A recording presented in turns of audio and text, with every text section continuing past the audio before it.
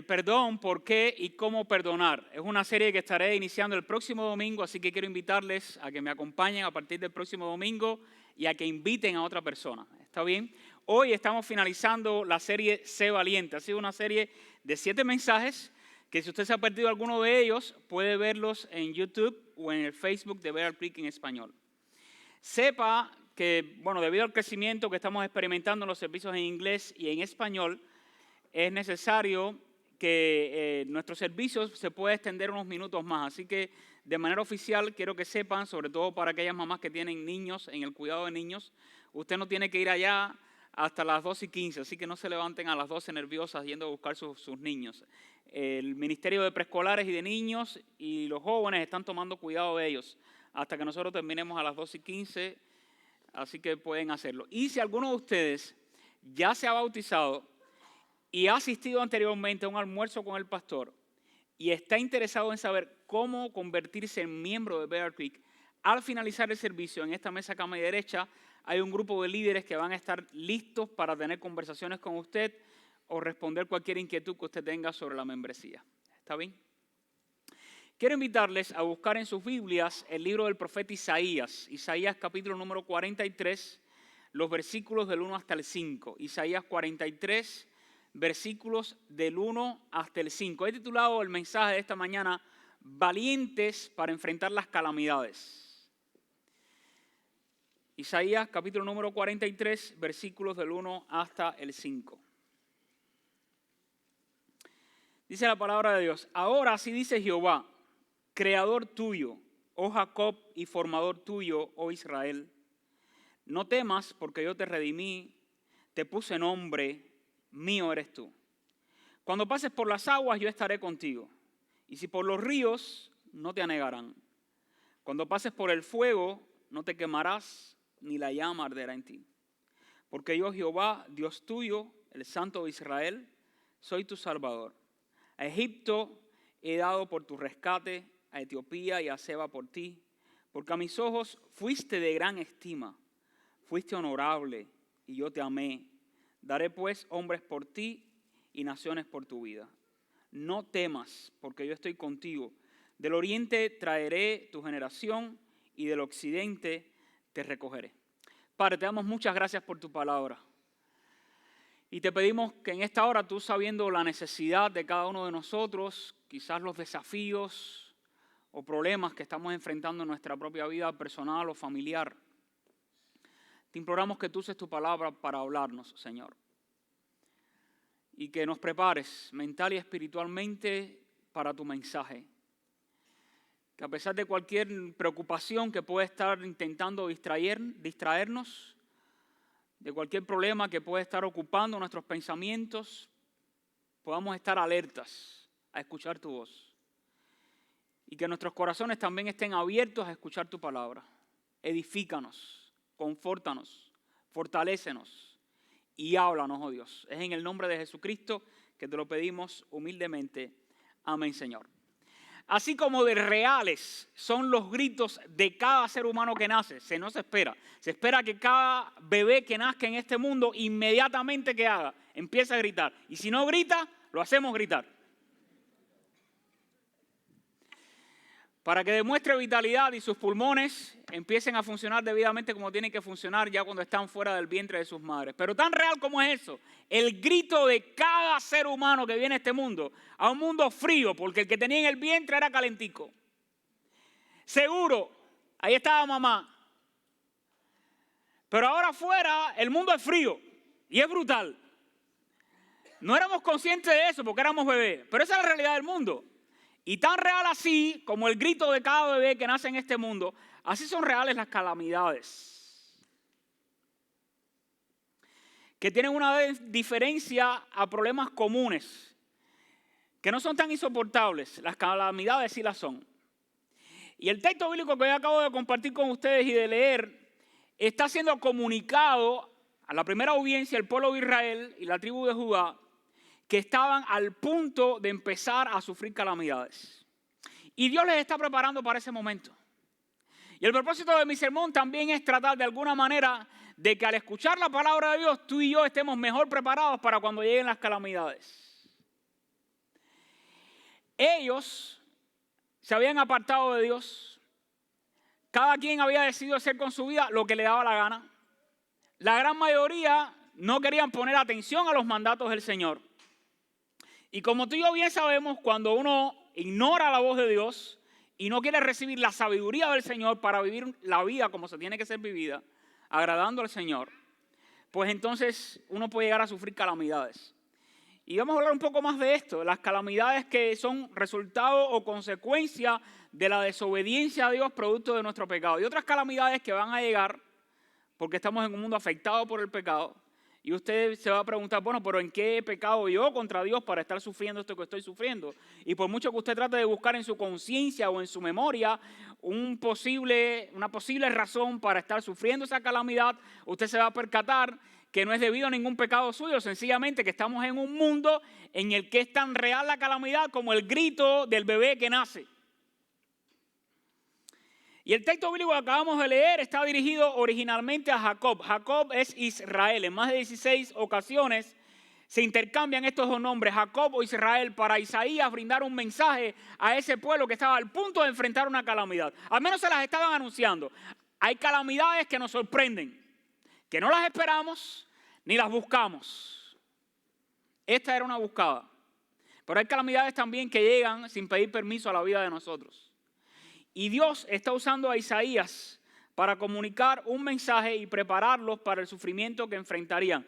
Ya las tribus del norte estaban sufriendo un cautiverio en Asiria y Judá, la tribu del sur, enfrentaría el cautiverio de los babilonios bajo la mano dura de Nabucodonosor. El cautiverio que iba a significar para la audiencia que está recibiendo el texto bíblico que acabo de leerles.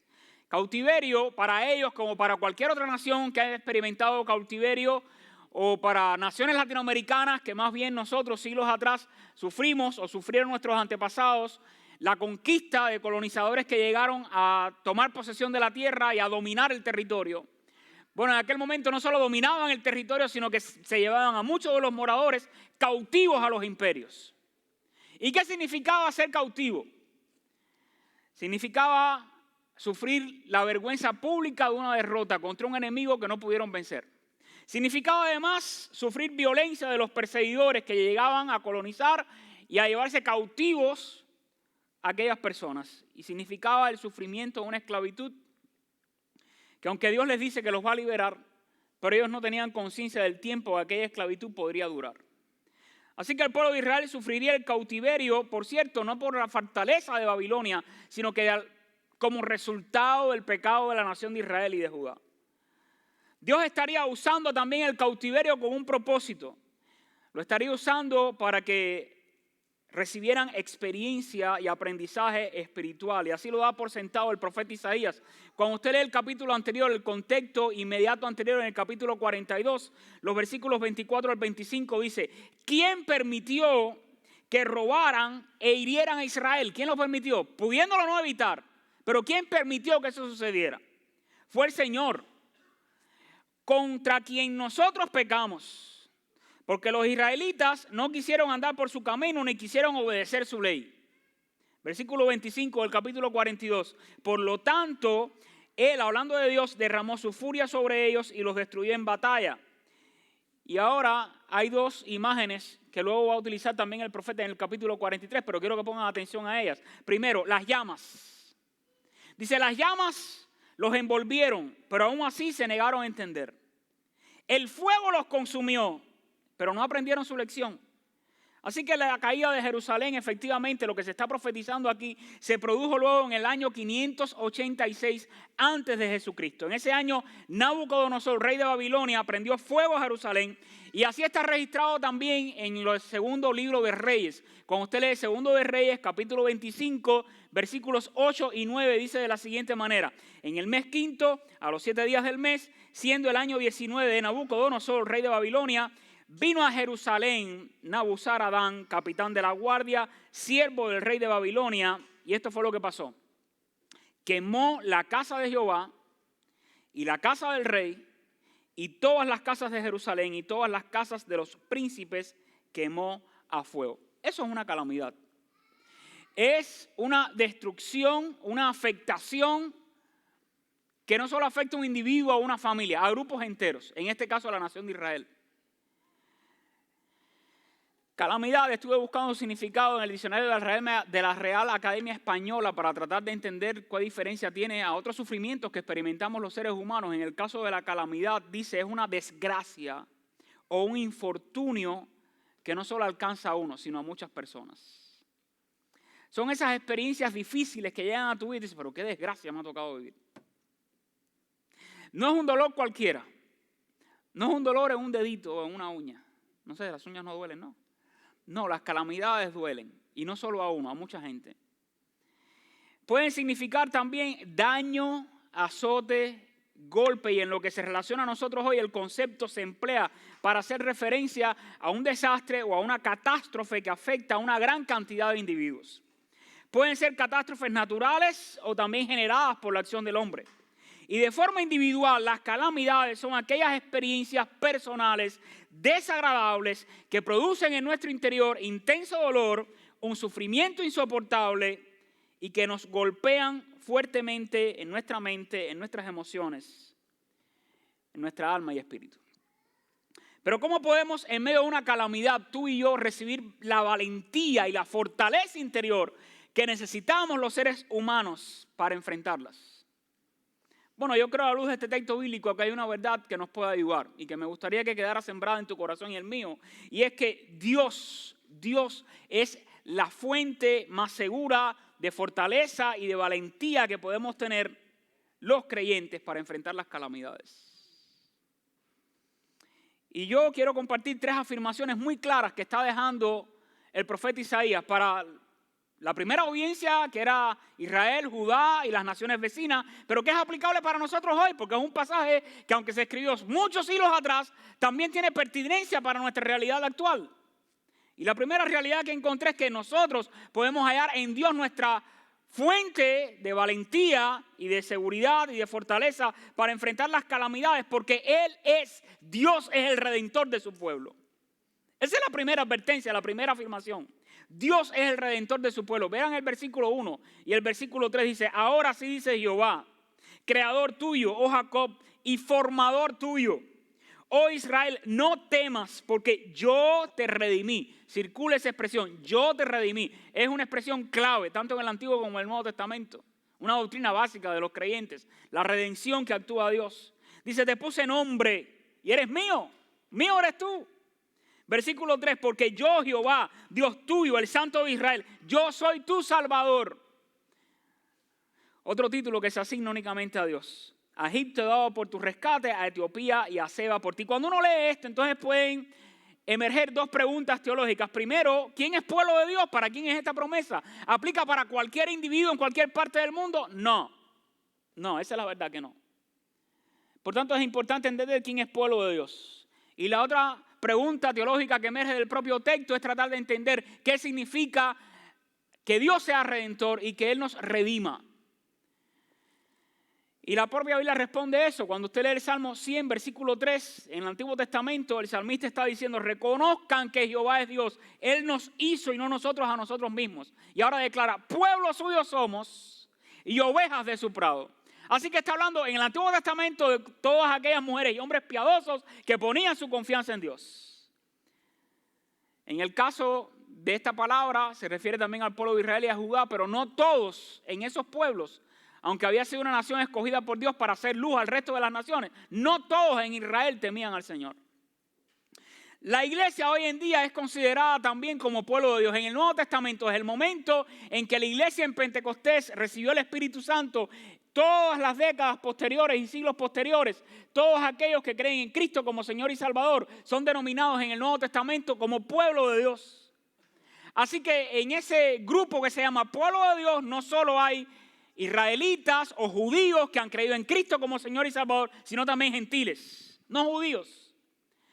Cuando usted lee Efesios capítulo 3 versículos 6 dice, los gentiles son coherederos y miembros del mismo cuerpo, que es la iglesia. Así que hay judíos convertidos y gentiles, gente que no pertenecen al pueblo de Israel, pero que conocen a Cristo y se convierten. Y en 1 de Pedro capítulo 2 versículo 9, claramente el apóstol dice, ustedes son linaje escogido, real sacerdocio, nación santa, pueblo adquirido por Dios.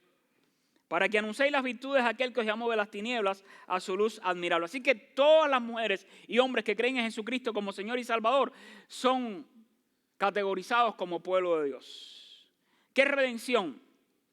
Es el acto de Dios redimir, de Dios liberar. Sobre todo en la mentalidad teológica del Antiguo Testamento, redimir significaba liberar de una opresión. ¿Se acuerdan cuando Israel fue esclavo en Egipto? ¿Recuerdan ese momento?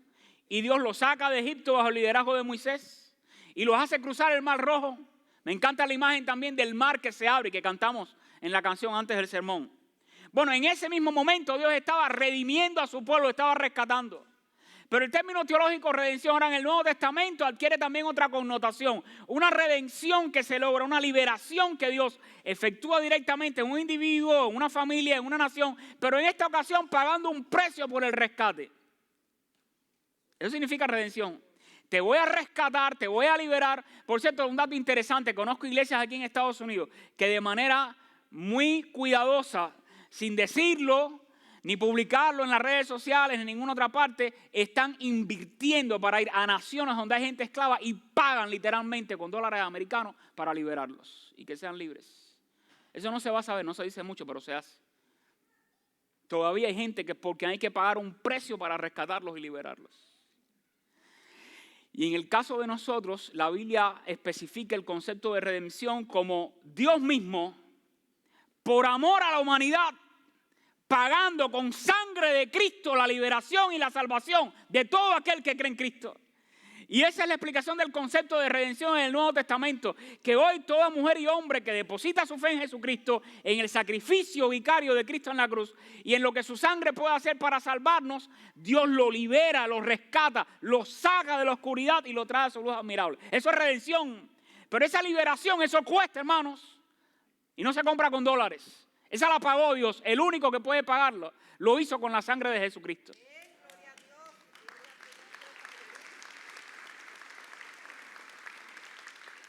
Éxodo capítulo 6, versículo 6 nos ofrece mucha claridad sobre el concepto de redención en el Antiguo Testamento. Dice, por tanto dirás a los hijos de Israel, yo soy Jehová y os sacaré de debajo de las tareas pesadas de Egipto y os libraré de su servidumbre y os redimiré con brazo extendido y con juicios grandes.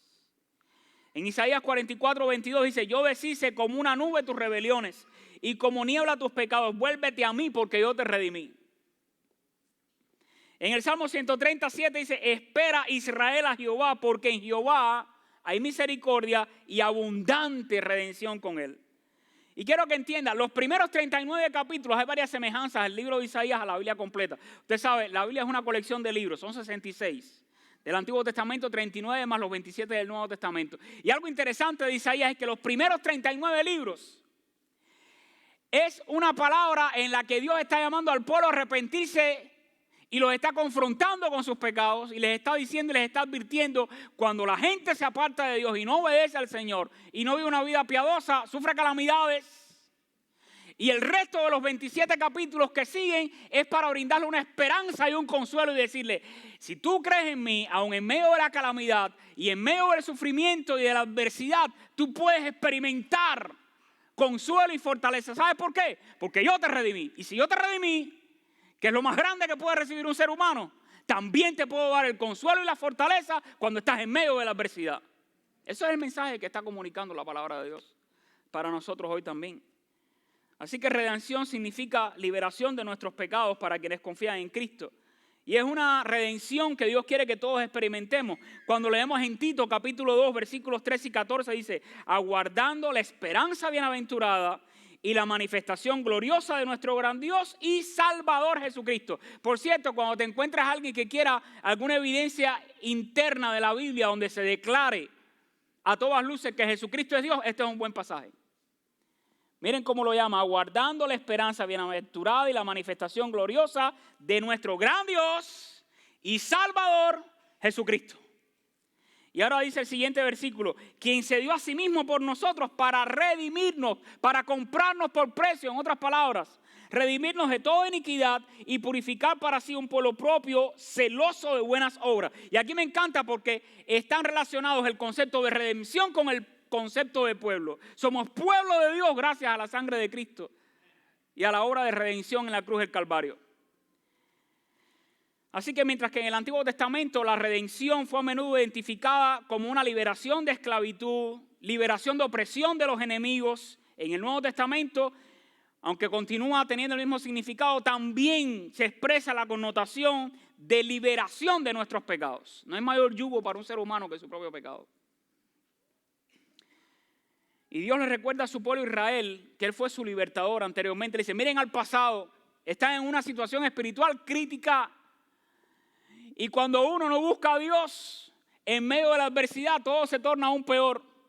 Pero porque no obedeces, ahora vas a sufrir como resultado de tu pecado la adversidad. Pero quiero que sepas que en medio de la adversidad, yo te voy a dar fortaleza y te voy a dar consuelo. ¿Sabes por qué? Porque soy tu redentor. Ese es el mensaje de Isaías capítulo 43. Así que por lo tanto no los abandonaría en medio de las calamidades y las desgracias. Y lo mismo es aplicable para nosotros hoy en día. El mismo que nos libertó de nuestros pecados, el mismo que nos lavó con su sangre preciosa, el mismo que nos salvó y nos ha dado redención y salvación, es el mismo que está con nosotros en medio de nuestras calamidades. La segunda afirmación importante por la cual me atrevo a declarar que Dios es la mayor fuente de seguridad y fortaleza y valentía en medio de las calamidades, es no solo porque Él es nuestro Redentor, sino en segundo lugar porque Dios garantiza su presencia para nosotros, su presencia para su pueblo, aún en los peligros más extremos. Aún en los más extremos. Mira el versículo 2 y el versículo 5. Le dice, cuando pases por las aguas, ¿qué sucederá? Yo estaré contigo. Y si por los ríos, no te anegarán. Cuando pases por el fuego no te quemarás, ni la llama arderá en ti. Y luego dice el versículo número 5. No temas, porque yo estoy contigo. Esa es la primera expresión. Dios está asegurándole su presencia a su pueblo en los peligros más extremos. Y quiero que pongan atención a un detalle muy significativo. En el versículo número 2 no dice, si pasas por las aguas. Como que puede haber una probabilidad de sí o de no. No, escucha que esto es importante. Cuando pases, ¿sabe qué significa eso? Que van a venir. Cuando pases, en medio de ellas, porque van a llegar, yo estaré contigo. Así que Isaías da por sentado que la calamidad del cautiverio va a llegar. Y le está diciendo, y cuando llegue, recuerden, Dios va a estar con ustedes. Este es uno de los textos bíblicos donde el autor está yendo de lo general a lo particular. Quiero que vean esto. Utiliza 4 términos claves. Las aguas, es más general. Y luego especifica, y los ríos. Lo dice el fuego, y luego dice la llama.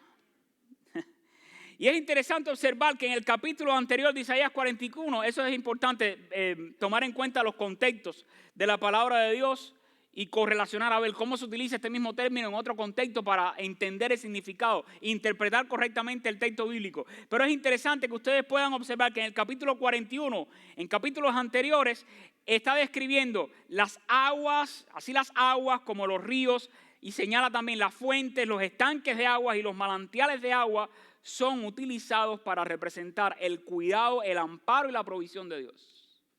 Así que esta imagen del agua, dependiendo del contexto donde está y de la atmósfera del pasaje, puede estar representando, simbolizando el cuidado de Dios para su pueblo. Pero en este pasaje de Isaías 43 no es eso lo que está representando.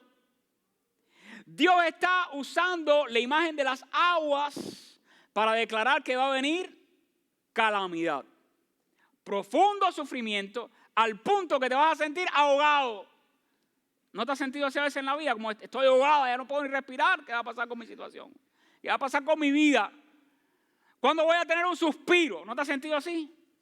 Y te cae una detrás de la otra y te dices, ¿cuándo voy a tener un respiro yo de todo esto? Bueno, en Isaías 41, para que vean cómo Dios utiliza la imagen de las aguas para describir el cuidado, dice, los afligidos y menesterosos buscan las aguas y no las hay. Sé que está de sed su lengua y yo Jehová los oiré. Yo el Dios de Israel no los desampararé. En las alturas abriré ríos y fuentes. En medio de los valles abriré en el desierto, dice, estanques de aguas y manantiales de aguas en la tierra seca. Daré en el desierto cedros, acacias, arrayanes y olivos. Pondré en la soledad cipreses, pinos y bojes juntamente, para que vean y conozcan y adviertan y entiendan todos que la mano de Jehová hace esto y que el Santo de Israel lo creó. Y es la manera en que está utilizando la imagen de las aguas para hablar del cuidado de Dios.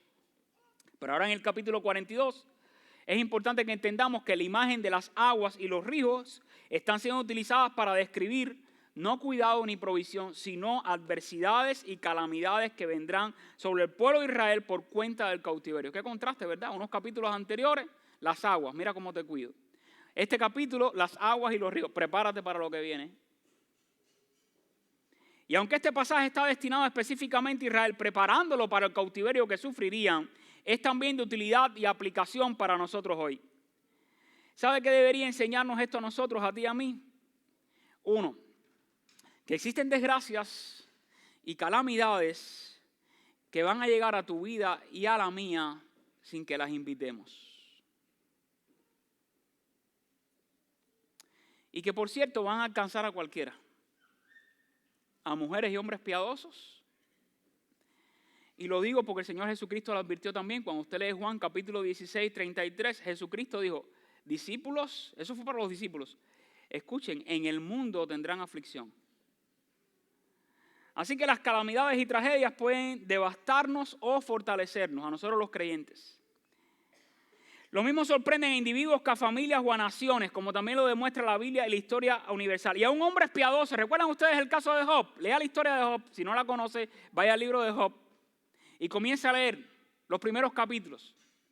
Después del capítulo 1, usted va a ver a un hombre íntegro, un hombre que amaba a Dios con todo el corazón. Un hombre que por si acaso sus hijos habrían pecado contra Dios, él venía y ofrecía sacrificio delante de Dios para que Dios los perdonara y no tuviera en cuenta sus pecados. Y cuando llegan las calamidades a la vida de Job, que es ese dolor intenso, profundo, que no solo arrasa con él, sino con su familia, usted va a ver un hombre piadoso maldiciendo el día en que nació. Un hombre piadoso. Las calamidades tienen ese efecto. Pueden llegarnos a poner a sufrir al punto que uno dice, yo nunca debía haber nacido. Eso le estaba pasando a Job. Entonces pueden suceder dos cosas. Y les advierto de eso. Cuando usted vea que alguien está sufriendo o está en calamidad, no lo juzgue. Y yo he visto esa tendencia de ver a algunas familias sufriendo, familias creyentes que están sufriendo, y otros quizás pensando que están atravesando una calamidad porque es el juicio de Dios sobre su vida. No lo es, chicos. Eso es un pensamiento teológico que debes de arrancar de tu mente. ¿Sabes por qué? Porque lo mismo puede sufrir en este mundo una calamidad un impío que un piadoso. Eso es lo que enseña la Biblia. Ahora, ¿sabes cuál es la diferencia? Que en el caso de la persona que ama a Dios, Dios es la mayor fuente de fortaleza y de valentía para el creyente y que puede enfrentar la calamidad. Eso es lo que enseña también el libro de Job. Por eso vinieron los amigos y al principio se le pusieron al lado calladitos para ayudarlo y fortalecerlo. Después no empezaron en su mentalidad y en su proceso de juicio teológico, ¿cómo es posible que este hombre que ama a Dios esté pasando por eso? Y empezaron a juzgarlo. Y hasta la mujer vino y le dijo, lo mejor que puedes hacer es maldecir a Dios y morirte. Y era un hombre piadoso, íntegro, pasando por un momento de calamidad. Entonces, si algo aprendemos es esto. Cuando veas a alguien en calamidad, no pienses que tiene que ser por el resultado de su pecado. Sencillamente está viviendo en un mundo afectado por el pecado, donde vamos a tener calamidades y donde lo que más va a necesitar esa persona es nuestro apoyo y fortaleza y nuestro acompañamiento, no nuestra crítica y nuestro juicio. Y determinadas calamidades también son experimentadas. Esto es algo también que podemos aprender. Hay determinadas desgracias en la vida que uno se las busca. ¿Sabe cómo son? ¿Por qué sé que van a llegar a tu vida y a la mía? Porque tú y yo todas las veces que nos obstinemos en ignorar a Dios y seguir pecando y seguir teniendo ese hábito pecaminoso y seguir alimentando ese pensamiento pecaminoso y seguir en ese mismo estilo de vida que tú sabes que es pecaminoso, el resultado del pecado, ¿cuál es? Dice la Biblia. La muerte, que es separación de Dios, separación espiritual de Dios. Esas calamidades las podemos evitar, hermanos. Hay problemas en la vida que nos podemos evitar. Hay sufrimientos en la vida que nos podemos evitar. Unos no, pero hay unos que sí. ¿Sabes cómo? Temiendo a Dios y caminando con el Señor. Y haciendo lo que a Dios le agrada. Esas las podemos evitar. Y las imágenes que utiliza el profeta aquí del agua, del fuego, son imágenes que describen tragedias severas y fuertes sufrimientos. He conocido personas así, quienes otros han abusado de ellos sexualmente. Eso es una desgracia. O cuando vive una familia que ha perdido un bebé de forma repentina. O cuando se enfrenta el divorcio. O una enfermedad terminal y te dicen, te queda tanto de vida. O la pérdida de tu trabajo y por lo tanto la pérdida del sostenimiento para mantener tu familia y se afecta no solo tu vida sino tu familia. Y una de las diferencias más sobresalientes entre Israel que está recibiendo este mensaje y la iglesia de hoy es que el pueblo de Israel no gozaba de forma permanente la presencia de Dios. Nosotros sí. Si tú has creído en Cristo, una de las razones por las cuales podemos creer que Dios es la mayor fuente de fortaleza y de valentía en medio de las adversidades es que Dios siempre está con nosotros. Y desde siglos antes Dios había prometido su presencia a su pueblo. Deuteronomio 31:6 dice, esforzaos y cobrad ánimo, no temáis ni tengáis miedo de ellos, porque Jehová tu Dios es el que va contigo, no te dejará ni te desamparará. Así que tener a Dios con nosotros en medio de las dificultades que enfrentamos significa esto, que el Señor sabe y comprende que en ocasiones sentimos lo que no queremos o no debemos sentir. Pensamos lo que no deberíamos pensar. El Señor conoce cuáles son también nuestras quejas, conoce nuestro dolor. Dios no es un Dios indolente. A veces vas a tener gente en la vida que le vas a decir, estoy pasando por esta situación. Y lo más que te va a decir después es, siento tu dolor. Sigue adelante. Y tú vas a decir, chico, indolente tú eres. ¿No han conocido gente así? Yo siento tu dolor. Nada, tienes que seguir adelante. Detente, escucha a la persona, trata de comprenderla, trata de ponerte en sus zapatos realmente. Pero saben que Dios no es un Dios indolente. ¿Saben por qué lo sé? Porque este mismo Dios que le está diciendo al pueblo, por cuenta de tu pecado vas a sufrir. Y en medio de tu sufrimiento y de la calamidad y de la adversidad voy a estar contigo. ¿Saben por qué sé que Dios sí siente nuestro dolor y que no es indolente? Porque en el propio libro de Isaías, capítulo 53, Isaías está describiendo el sufrimiento del varón de dolores, del siervo de Jehová que vendría a este mundo y lo está profetizando. Aun cuando ustedes van a sufrir, hay alguien que entiende tu sufrimiento. ¿Sabes quién es? Dios en la persona de Jesucristo. ¿Sabes por qué? Porque va a sufrir tanto sin merecerlo por amor a ti en una cruz. Y toda esa descripción del siervo sufriente en Isaías 53 es una de las pruebas donde nosotros podemos entender en medio de mi sufrimiento, de mi adversidad, de mi calamidad, Dios está conmigo y está sintiendo mi dolor. Él no está ajeno, lejos de mí. Él está sufriendo incluso conmigo cuando estoy en medio de la calamidad. Y así lo describe el profeta Isaías. Es un Dios que conoce el sufrimiento humano y que lo experimentó en sí mismo. Isaías lo describe así en Isaías 53, del 3 al 5. Despreciado y desechado entre los hombres. Y este es un título que describe varón de dolores. Experimentado en quebranto, eso es sufrimiento. Y como que escondimos él el rostro, fue menospreciado y no lo estimamos. Ciertamente no solo llevó nuestras enfermedades, dice, sufrió nuestros dolores. Y nosotros le tuvimos por azotado. Le dice Isaías, herido de Dios, abatido. Mas él herido fue por nuestras rebeliones. Ahora dice, molido por nuestros pecados. El castigo de nuestra paz fue sobre él. ¿Sabes por qué estoy seguro que Dios entiende el sufrimiento y el mío? Porque Dios, en la persona de Cristo, sufrió en la cruz por ti y por mí. Y así es como sé también que Dios está con nosotros en nuestras calamidades y sufrimientos. Cuando en el versículo 2 le dice, vas a pasar por las aguas, son aguas que están ilustrando la calamidad, la adversidad, pero ahí dice, yo voy a estar contigo. Y luego en el versículo 5 le dice, no temas, porque yo en medio de esa adversidad también estoy contigo. Así que este es un mensaje que Isaías repite y lo viene anunciando desde el capítulo 1. Son promesas de fortaleza y valentía para tiempos de catástrofe y de hecatombes. Estas son promesas para esos momentos. Y desde Isaías 41:10 hay otro pasaje importante que dice, no temas, yo estoy contigo. Y en medio de la adversidad no desmayes. Yo soy tu Dios que te esfuerzo, siempre te ayudaré, siempre te sustentaré con la diestra de mi justicia. Y la tercera y última afirmación clara por la que declaro que Dios es la mayor fuente de fortaleza y valentía en medio de las adversidades, porque Él es nuestro Redentor, porque ha prometido su presencia a su pueblo en medio de la adversidad. Y en tercer lugar, porque Dios ama con alta estima a su pueblo. Mira el versículo 4. Porque a mis ojos fuiste de gran estima, fuiste honorable y yo, ¿qué hice? Te amé. Daré pues hombres por ti y naciones por tu vida. Y Dios está usando aquí a Isaías para dar una palabra de aliento antes de que llegara toda aquella calamidad sobre su pueblo. Se estaba acercando un tiempo de aflicción por cuenta de su propio pecado. Así que de un tono de reprimenda en el capítulo 42 pasa a brindar esperanza y fortaleza en el capítulo 43. Y una de las razones por las cuales podemos confiar en la fortaleza divina en medio de las tragedias es porque Dios nos estima. No olvides eso. Generalmente la tendencia humana es a decir, estoy sufriendo, ¿Dios me ama? Sí te ama. Él lo dice. Tanto te ama, ¿por qué puedo estar seguro que me ama? Porque lo demostró. Dice la Biblia que tanto amó Dios al mundo que entregó a su Hijo unigénito para que todo aquel que en Él cree no se pierda, sino que tenga vida eterna. No es un Dios que te dice te ama y no te lo demuestra. No, Él sí lo demostró. Y se entregó a sí mismo por amor a ti, por amor a nosotros. Y parte de lo que es la vida eterna no es solamente saber que el que tiene a Cristo, Dios está con él de forma permanente, sino además hay una esperanza gloriosa y futura.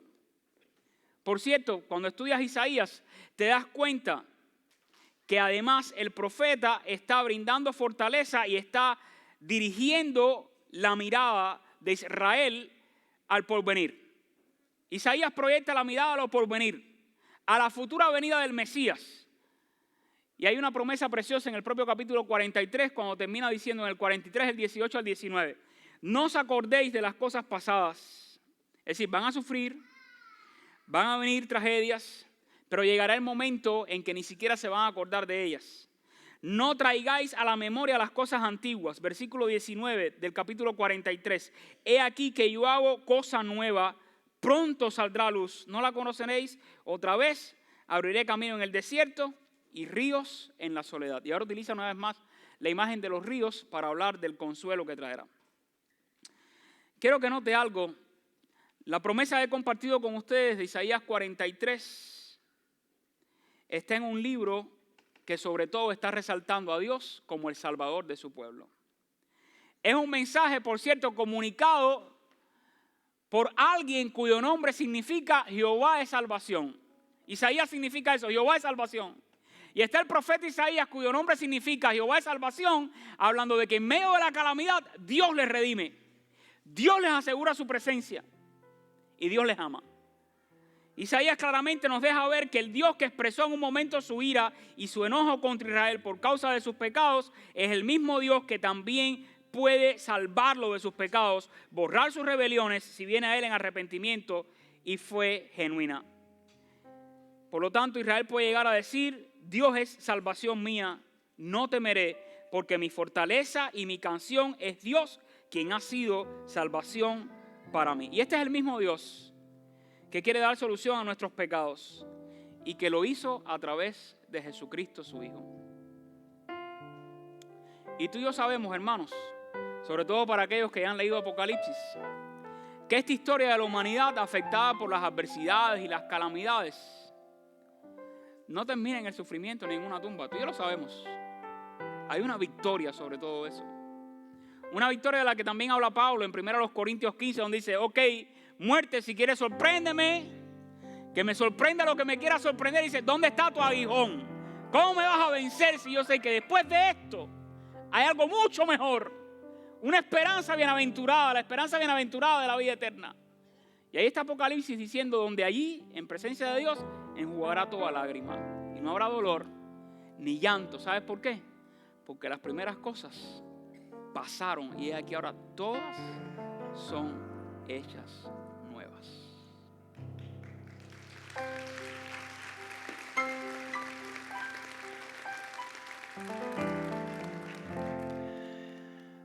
¿Saben que en menos de 2 meses he tenido que ministrar en 2 funerales?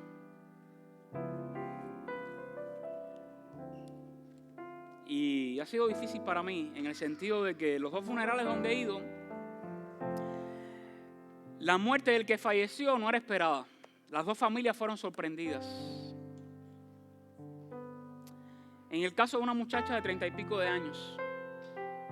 Y esta semana un muchacho de 39 años. Que por cierto dejó 7 hijos. Y tuve la oportunidad. Yo siempre voy, cuando sepan de un funeral me llaman, yo voy a ir a predicar si tengo tiempo. ¿Saben por qué? Porque en los funerales le predico a gente que no van a las iglesias. Yo lo veo como una oportunidad tremenda. Es triste, no es lo que más uno disfruta del ministerio, pero es una oportunidad tremenda para hablar a la gente que nunca va a una iglesia. Y en este último habían como 100 personas escuchando. No sé si vendrán a una iglesia o no. Pero yo me dije, lo mejor que le puede pasar a un ser humano cuando es sorprendido por las calamidades de la vida como estas, es conocer a Dios. Por todo lo que les acabo de decir. Pero quiero decirte algo. Tú y yo no sabemos cuándo vamos a ser sorprendidos por una calamidad. Y les confieso, cuando estoy enfrente de una situación como esta que les acabo de describir, yo digo, ¿me tocará a mí vivir algo como esto? Eso no lo sabemos, hermano. Eso lo sabe Dios. No sabemos que vamos a sufrir en este mundo. No lo sabemos. Pero ¿saben qué sí puedo asegurarles? Que en el futuro nuestro, venga como venga, ahí está Dios con nosotros. Y Él es la mayor fuente de fortaleza y de valentía para aquellos que creen en Él. Y lo que me gustaría en esta mañana, en esta tarde ya, es que si tú no tienes esa seguridad de tener a Dios como tu mayor fuente de valentía y fortaleza, tú recibas hoy a Dios en tu vida. Para cuando te sorprenda la calamidad, tengas de quién aferrarte y aguantarte y recibir la fortaleza interior que necesitamos para seguir adelante. Si tú no tienes esa esperanza, hoy tú la puedes recibir como pastor. Primero, pidiéndole perdón a Dios, perdón por tus pecados. Y poniendo toda tu fe en Jesucristo como tu Salvador. ¿Te gustaría hacer eso?